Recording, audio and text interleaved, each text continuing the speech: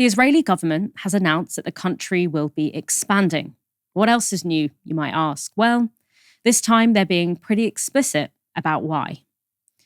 The government has said it will establish 22 new settlements in the West Bank, including by legalizing outposts built without government approval.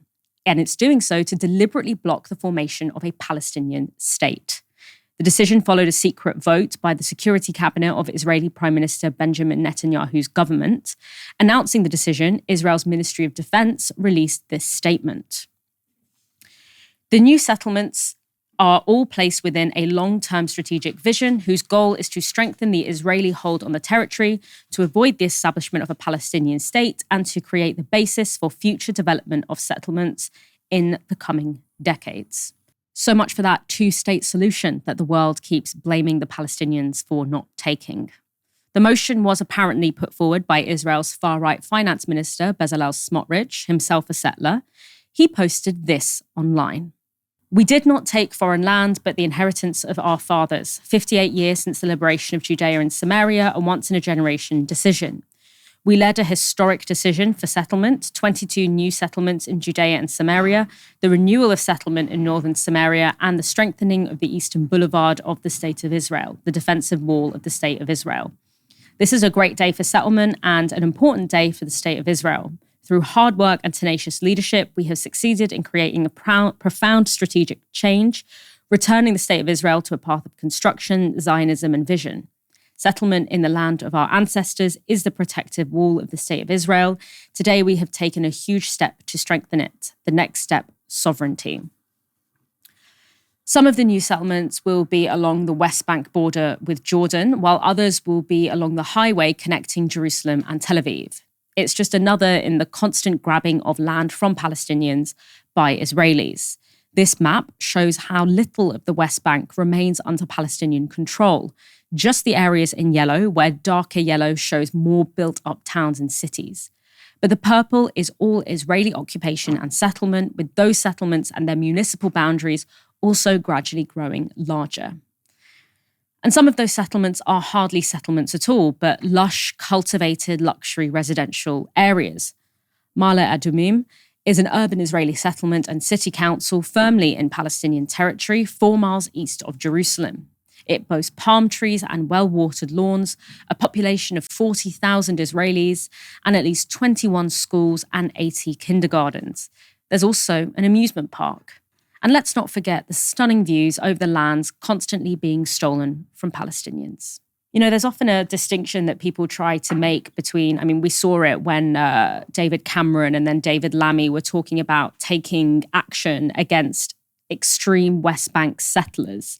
And, their way of saying, we're doing something to take the Israelis to task was saying, we're going to restrict visas on extreme West Bank settlers. And the point that we've always made on this show is that those extreme West Bank settlers are an extension of the Israeli state. They are backed by the violence of the Israeli state. Their infrastructure is often provided by the Israeli state. So even in the cases when it's not just these rogue settlers that are just acting extra, outside of the realms of state power, they are able to do this because they know they will be backed by state power. And this is basically solidifies that which we have always said, which is that the Israeli state and these so-called extremist West Bank settlers have a symbiotic relationship, a mutually reinforcing relationship. Now, as I said, the Israeli government is authorizing some new settlements, but it's also legalizing a number of settlements that were founded without permission. And that reminded me of this scene from Louis Theroux's recent BBC documentary. Here he is talking to the so-called godmother of settlerhood, Daniela Weiss. So the idea is to force the government by putting people, starts with small settlements, then they get bigger, then they get recognized by the State of Israel, and basically creating a new demographic reality. We do not force a government. We do for governments what they cannot do for themselves.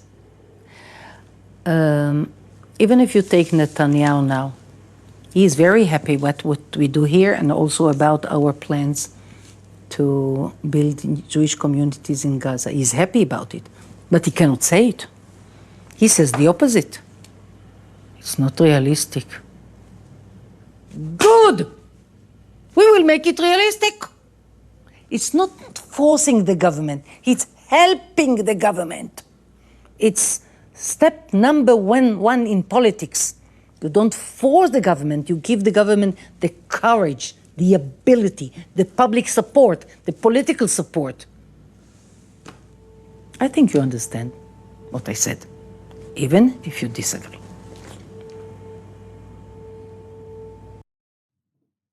Yeah, I mean, she basically said what I just said.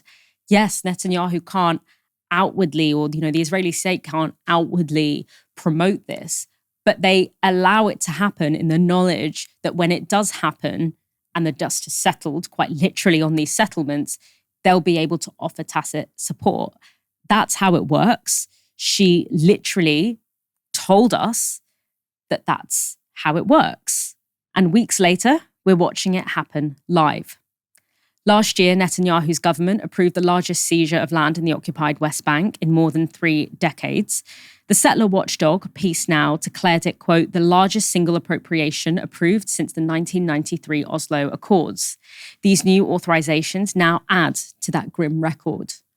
More settlers also, of course, mean more violence for Palestinians. Just 2 weeks ago, Palestinian human rights activist Issa Amra posted this video taken outside his home in Hebron.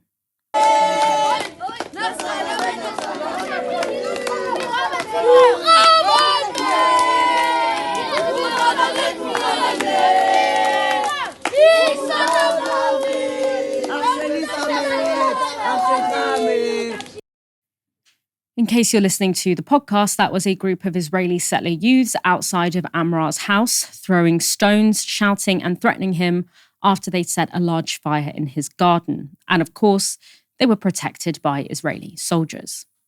Responding to the decision, a Hamas spokesperson told Al Jazeera this.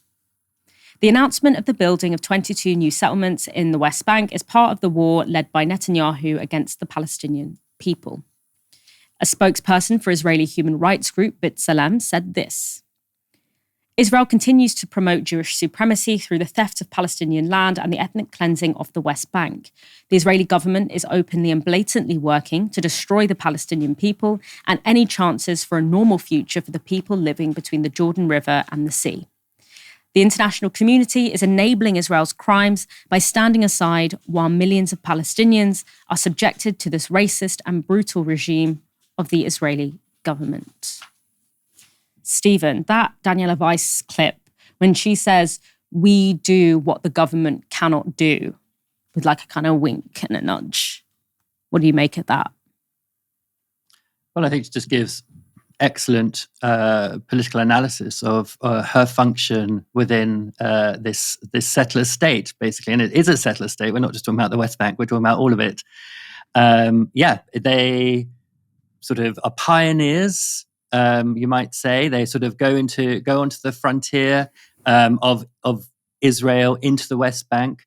They set up camps. Those camps then get in bed. They need protection then because often they will, be violent themselves towards Palestinians, and then Palestinians will, quite naturally feel angry in return, and then the military has to get involved. Suddenly the state structure is in place where now this is kind of annexed. You've got soldiers there, you've got Israeli citizens there, and given enough time and the right conditions, and suddenly the state will say, yes, these are now authorized settlements. They are part of our strategy for annexing the whole of the West Bank, and of course for putting an end to any possibility of a Palestinian state. And they were really clear about that in their announcement, that this is a strategic step to prevent the creation of a Palestinian state. So Daniela Weiss has excellent political instincts, and she knows exactly what her function is and what the function of settlers are. And when you showed that map, Dalia, just showing how purple that territory, which was supposed to be all yellow, has become, just how far the encroachment has gone, and what smaller and smaller spaces Palestinians in the West Bank are pressed. And even now, in Jenin, that even there, 40,000 or so have been displaced since earlier this year. You imagine like that small pressurizing of, your people into this tinier and tinier patches, disconnected patches as well, by the way, disconnected patches of lands, as well as pressured into a smaller areas in Gaza. And it just amazes me that people sometimes don't seem to be able to understand why they take up arms against Israelis, why they form armed resistance groups, because there is something that they're really, really resisting. They're really resisting the loss of not just their land and their territory, but the very idea of them as a people. And I don't believe for a minute that any one of us or any one of our viewers, if they were in that sort of situation, wouldn't themselves take up arms. It's been very clear for many decades that the Israelis obviously have no intentions of a Palestinian state ever being viable.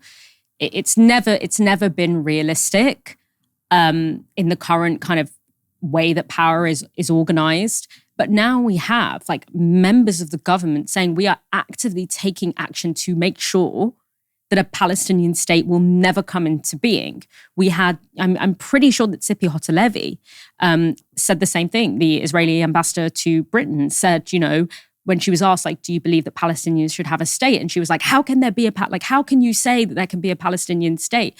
So my question is, how come the question of like, do you believe that Palestine has a right to exist as a state is never asked, even though institutions, states with overwhelming levels of militaristic and political and financial power have made it their business to ensure that a Palestinian state never exists?